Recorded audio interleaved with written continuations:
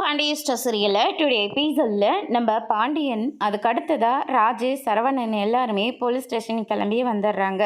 அதுக்கு அடுத்ததாக இந்த பக்கம் நம்ம சக்திவேல் இருந்துட்டு போலீஸ்கிட்ட அழுந்து ஆர்ப்பாட்டம் பண்ணிகிட்ருக்காங்க. இவனால தான் என் அண்ணன் இன்னைக்கு பேச்சு மூச்சு இல்லாமல் இருக்காரு. என் பையன் இதாக சாட்சியாக இருக்கான். அதனால் இவன் மேலே கொலை கேஸு போட்டு காலத்துக்கும் ஜெயிலே இருக்கிற மாதிரி ஒரு கேஸை போட்டு இவனை உள்ள தள்ளுங்க அப்படின்ற மாதிரி சொல்லிக்கிட்டு இருக்காங்க. கதிர் இருந்துட்டு நம்ம குமரவேலை பார்த்து முறைச்சிட்ருக்காரு. அதுக்கு அடுத்ததான் நம்ம ராஜி எல்லாமே ரொம்பவே பதறி போய் ஓடி வராங்க. கதிருன்ற மாதிரி சொல்லிட்டு வராங்க. அதுக்கு அடுத்ததான் என்னடா ஆச்சு கதிர், ஏண்டா உனக்கெல்லாம் இப்படி நடக்குது அப்படின்னு சொல்லிட்டு இந்த பக்கம் பாண்டியன் ரொம்பவே ஃபீல் பண்ணி பேசிக்கிட்டு இருக்காங்க. பார்த்தீங்களா சார், நான் சொன்ன மாதிரி அவங்க பிள்ளை மேலே எந்த தப்பும் இல்லைன்னு சொல்லிட்டு ஆர்ப்பாட்டம் பண்ணுறதுக்காக பெத்தவனும் பொண்டாட்டியும் கிளம்பி வந்துட்டாங்க. இத்தனைக்கும் இந்த பொண்ணு என் அண்ணனோட பொண்ணு சார். ஆனால் அப்பா பக்கம் நிற்காமல் இப்படி புருஷ பக்கம் கொலகாரன பக்கம் சப்போர்ட் பண்ணி இங்கே பேசுகிறதுக்காக வந்திருக்கா. சித்தப்பா, மனசாட்சி இல்லாமல் பேசிட்டு இருக்காதீங்க. கதிர் என்றைக்குமே அப்படியெல்லாம் பண்ணுற ஆள் இல்லைன்னு உங்களுக்கே நல்லா தெரியும், என் அப்பாவுக்கு கூட நல்லா தெரியும். ஆனால் நீங்கள் மனசில் பகையை வச்சுக்கிட்டு இப்படி கதிர் மேலே அபாண்டமாக பழி போகிறதெல்லாம் கொஞ்சம் கூட நியாயமே இல்லை அப்படின்ற மாதிரி சொல்லிடுறாங்க. அடைச்சி போத நிறுத்து, உன் முகரையை பார்க்கவே அவ்வளோ அருவறுப்பாக இருக்குது. அங்கே பேச்சு மூச்சு இல்லாமல் இருக்கிறது உன்னுடைய அப்பா. உன் அப்பாவுக்கு நீ சப்போர்ட் பண்ணலாம்ல, இந்த மாதிரி நேரத்தில் கூட இந்த கொலைகாரனுக்கு சப்போர்ட் பண்ணிட்டு வந்து நின்றுட்டுருக்க, நீ எல்லாம் ஒரு பொண்ணா அப்படின்ற மாதிரிலாம் சொல்லிக்கிட்டு இருக்காங்க. என் அப்பாவை கதிர் எதுவுமே பண்ணலைன்னு எனக்கு நல்லா தெரியும். எனக்கு மட்டும் இல்லை, எல்லாருக்குமே நல்லா தெரியும்.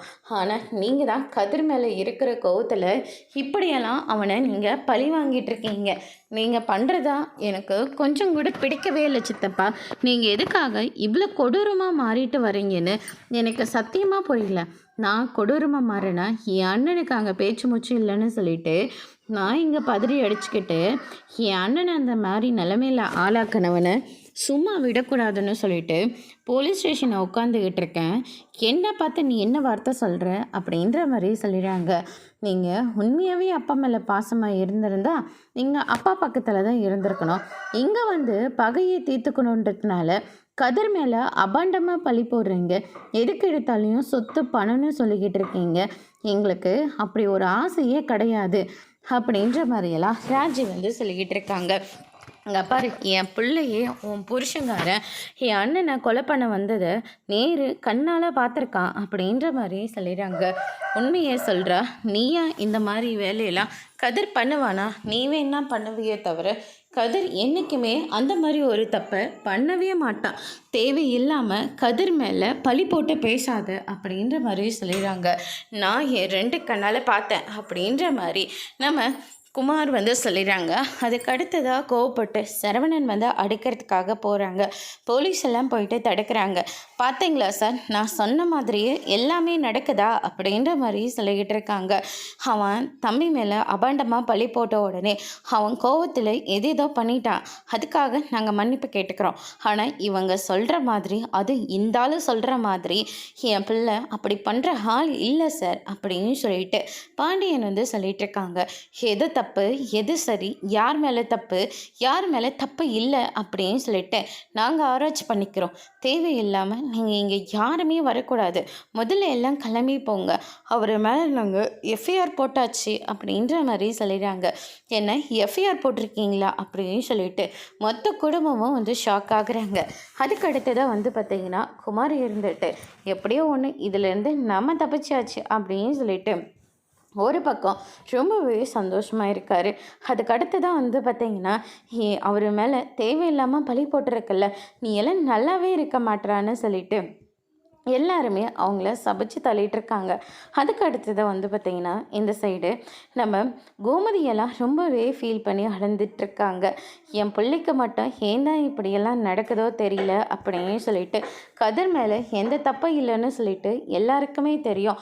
தெரிஞ்சிருந்தும் ஏன் தான் இவங்கெல்லாம் இப்படி பண்ணுறாங்களோ, நான் இப்போவே போய் கதிரை நான் வெளியே கூட்டிகிட்டு வரேன். அங்கே உசுருக்கு போராடிட்டு இருக்கிறது என்னுடைய அப்பா, எனக்கு தான் ஒரு மேலே அக்கறையே இருக்குது. இவங்க தேவையில்லாமல் கதிர் மேலே பழிய போட்டுட்ருக்காங்க.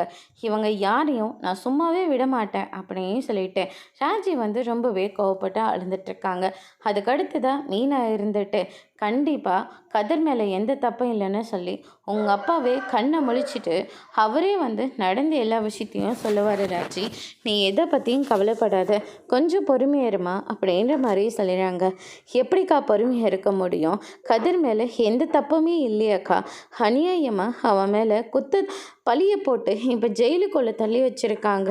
எப்படிக்கா எல்லாருக்கும் நல்லதை மட்டுமே செய்கிறது கதிர்க்கா, ஆனால் கதிர் மேலே தேவையில்லாமல் பழி போட்டிருக்காங்கக்கா.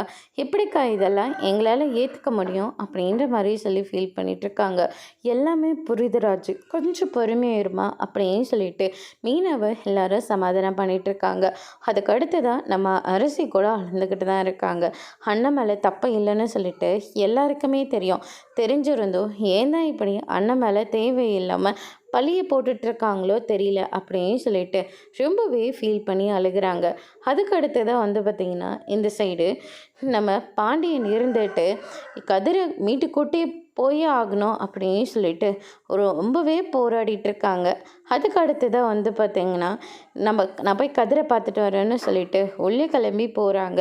அங்கே வந்து பார்த்திங்கன்னா நம்ம கதிரை உட்காந்துக்கிட்டு இருக்காரு. பாண்டியனை பார்த்த உடனே எந்திரிச்சு வராங்க. என்னென்ன நடந்தது, உண்மையை சொல்கிறா அப்படின்னு சொல்லிட்டு கேட்கவும், அதுக்கு அடுத்ததாக ட்ரீட்மெண்ட் விஷயமா மாமாவும் நானும் பேசலான்னு சொல்லிட்டு ஒரு இடத்துக்கு போனோங்கப்பா. ஆனால் அங்கே வந்து குமார் தேவையில்லாமல் பிரச்சனை பண்ணதுனால மாமா தடுக்க வந்தபோது குமார் தான்ப்பா பிடிச்சி கீழே தள்ளி விட்டுட்டான் அப்படின்ற மாதிரியே சொல்லிடுறாங்க. ஏண்டா நீ தப்பு பண்ணலன்னு எனக்கு அப்போவே தெரியும், ஆனால் இப்படி ஒரு விஷயம் நடந்திருக்குன்னு தெரியவே தெரியாமல் போச்சேடா. அவன் எல்லா தப்பும் செஞ்சுட்டு தைரியமாக வெளியே சுற்றிட்டுருக்கான்டா. எந்த தப்பும் பண்ணவன் நீ என்ன ஜெயிலுக்கு உட்காந்து கஷ்டப்பட்டுட்ருக்கணும். இப்போவே போய் நான் எல்லா உண்மையும் சொல்கிறேன் அப்படின்ற மாதிரியே சொல்லிடுறாங்க. வேண்டாம்ப்பா, இப்போதைக்கு மாமாவோட உசுறு மட்டும்தான் நமக்கு முக்கியம். அதனால் மாமா கண் முழிக்கிற வரைக்கும் நம்ம எதுவுமே காட்டிக்க வேண்டாம்.